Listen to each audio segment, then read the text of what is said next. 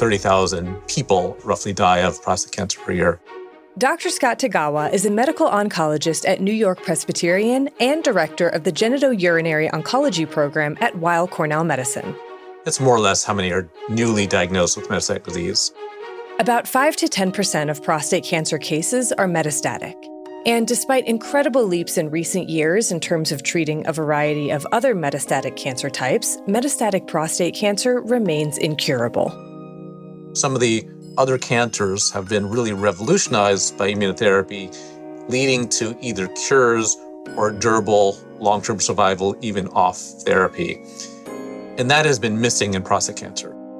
To bridge that gap, Dr. Tagawa and his team are harnessing the power of precision medicine to find new biomarkers and targeted therapies to identify those who could benefit from earlier intervention, slow the cancer's progression, and potentially redefine the standard of care for patients with metastatic prostate cancer. Identifying those that are destined to have prostate cancer that's going to affect their lives, whether it affects the quality of their life and or their quantity, both are equally important. I'm Erin Welsh, and this is Advances in Care. Today, I'll speak with Dr. Scott Tagawa about his recent Phase 3 clinical trial that led to the groundbreaking discovery of a new targeted radionuclide therapy, or TRT. This novel approach aims to create a pathway to extend both quantity and quality of life for patients with hormone-sensitive metastatic prostate cancer. Dr. Tagawa, it's great to meet you. Thank you so much for joining me today. Happy to be here. So you have this foot in the world of clinical care and this foot in the world of drug development. I'm curious how you became interested in genitourinary oncology in the first place and what drew you to this intersection. During medical school, I had the opportunity to work with a couple of leaders in medical oncology, as well as a urologist, world-renowned, excellent clinicians, excellent researchers. So it was essentially at the beginning of my fellowship that I really developed an interest and started some projects in terms of GU cancers, in terms of research. I find taking care of the patients that have the GU cancers, some that we cure almost all the time, some that we rarely can cure, but we can keep patients with a relatively good quality of life and a length of life that may sometimes exceed decades now.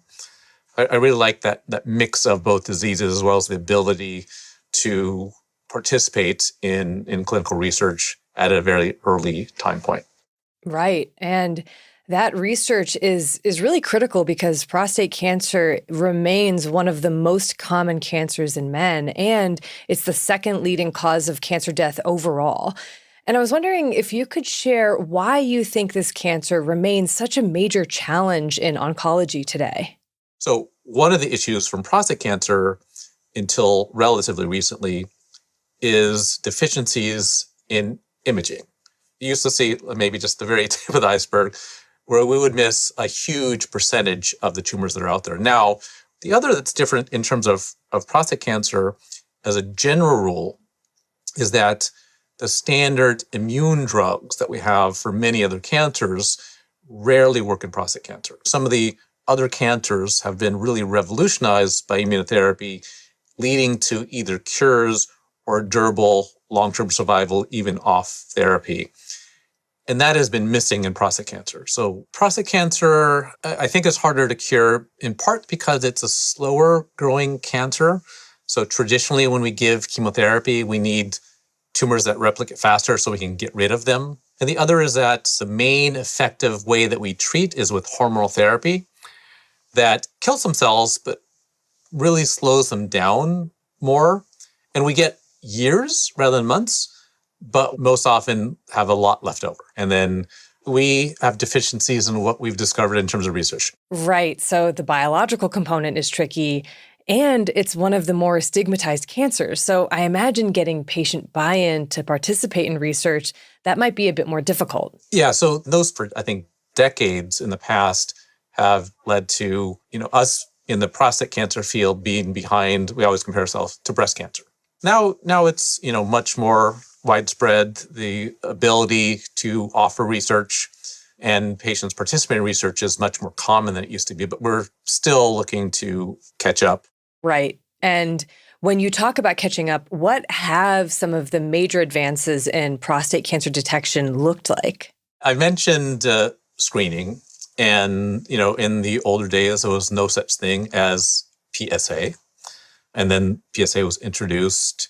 Became available in the 80s, but more widespread in the 90s. And initially, it was used for patients with prostate cancer to monitor, but then came in as a screen tool. Got it. And building on that, I know that the discovery of PSMA more recently was another step forward in being able to identify more advanced or more aggressive cancer.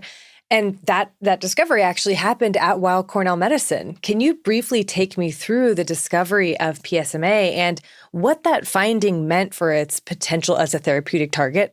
I don't want to exclude some prior researchers, but I look at it as a kind of New York-centric, where the gene was discovered in New York. And then the first agent that's able to target, this is all preclinically, able to hit PSMA positive live cells is also a New York that happened to be at NYP Weill Cornell with Neil Bander developing several different antibodies, one of which is called GF101, which went into humans, that really set the stage as, wow, we can actually see tumors that we couldn't see before. At our shop in Weill Cornell, York-Presbyterian, it's been really 3 decades going from the preclinical development to the first-in-human therapeutic trials, which really started 25 years ago, has really set the stage for what we have today. I was wondering if you could tell me about the PSMA PET scan and, why it's been such a transformative advancement in prostate cancer care.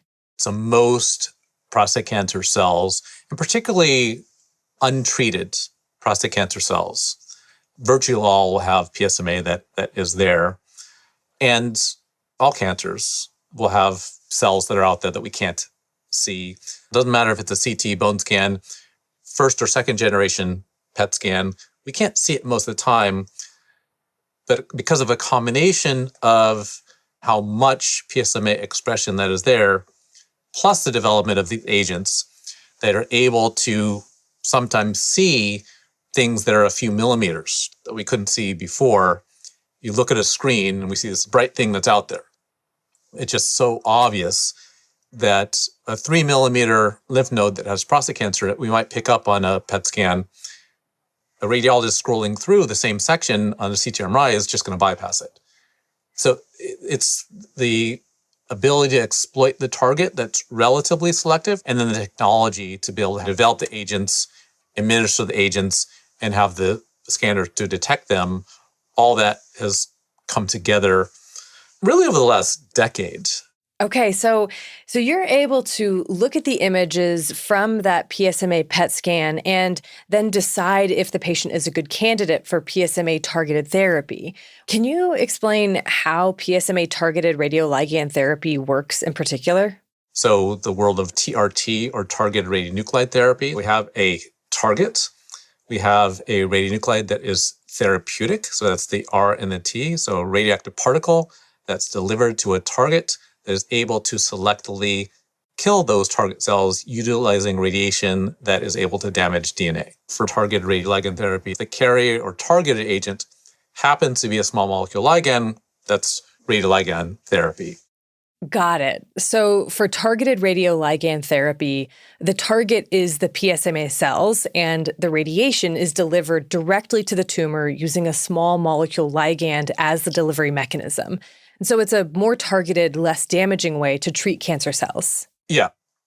And is this approach being used in treatment today? So there's only one approved therapy. So it's lutetium PSMA-617. So it takes lutetium-177, which is a relatively weak energy particle, but it can travel millimeters. It can affect both PSMA positive and PSMA negative or low cells in the areas. And that's how we are able to treat or eradicate those tumors, because a lot will go to that area, just like what happens on the PET scan, except these have the energy that not just is visible, but also can damage the DNA. So it's radiation is the mechanism. The main way that the radiation is able to kill the tumor cells is because of damaging DNA. And so I understand that until recently, PSMA TRT was often a sort of last-line therapy. But you recently led the PSMAddition phase 3 trial, which evaluates this therapy earlier in hormone-sensitive metastatic prostate cancer. So could you take me through the rationale of testing this therapy earlier in the disease course rather than reserving it for late-line treatment? I would say that scientifically, there were 3 reasons to do this trial. One is the target. So PSMA, when it's lost, it's most often lost in tumors that are more resistant. So one of the pathways or the mechanisms of resistance to hormonal therapy is losing the androgen receptor, and PSMA is loosely tied to the androgen receptor. So those that have PSMA low disease much more often have 5+ lines of therapy, or at least a couple lines of therapy. PSMA positivity is more universal at the beginning, is one reason. Another reason is that the mechanism is radiation.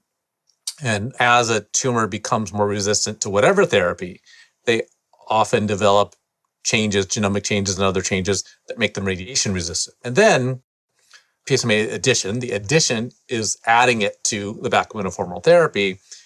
And then there's that potential synergism with hormonal therapy. So hormonal therapy will often modulate PSMA. So any cell that has survived hormonal therapy generally has more PSMA.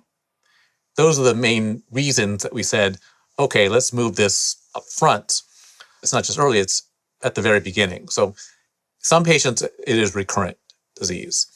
But for many patients, it's walking in the door at diagnosis.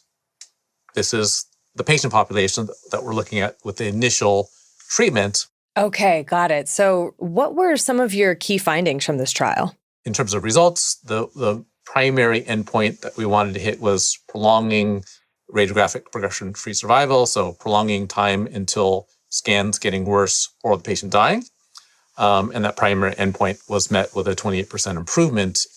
Many of the other secondary endpoints also favored the early addition of the lutetium PSMA-617, such as overall survival. I mean, that's very exciting.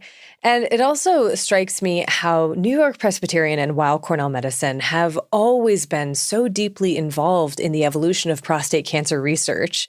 What do you think has made this institution able to, advance standards of care globally in this arena? So one is, it's clearly people. I think there's many institutions that will have the bench science know-how to have discoveries, but then have the available team infrastructure to be able to actually at the same place put into humans. So multidisciplinary on the research side first, and then multidisciplinary in the clinic to be able to administer this type of a therapy. Relatively unique, but that is something that they were able to do and that we have been able to do. We've been able to build upon the existing infrastructure that started. Really, I credit Neil Bander for starting that. And then we've kind of moved on to the next generation. So Neil kind of passed it on to me.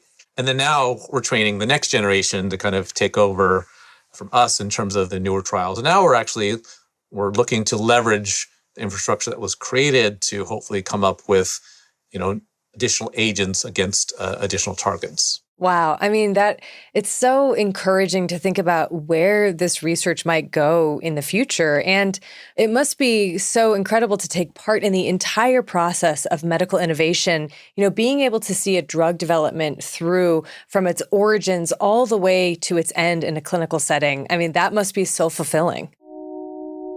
It is. I really do my best. And I take pride in that essentially every patient walking through the door, I will mention or offer the ability to them to participate in research.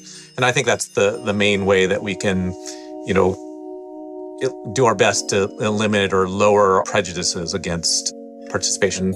We've developed a program where we have something to offer virtually every single patient walking in the door. One of the reasons I like the ability to do that is because I see it as helping the patient that's sitting in front of me, hopefully also their family members, as well as regardless of the outcome, taking one cell or one tumor from one patient might lead into a discovery that helps millions down the line. Well, I am really excited to see where this research goes, and I appreciate you taking the time to chat with me today. Thank you very much for the invitation. It was a pleasure. Thanks so much to Dr. Scott Tagawa for speaking with me today about these incredible advancements in prostate cancer care. I'm Erin Welsh. Advances in Care is a production of New York-Presbyterian Hospital. As a reminder, the views shared on this podcast solely reflect the expertise and experience of our guests. To listen to more episodes of Advances in Care, be sure to follow and subscribe on Apple Podcasts, Spotify, or wherever you get your podcasts. And to learn more about the latest medical innovations from the pioneering physicians at New York-Presbyterian, go to nyp.org/advances.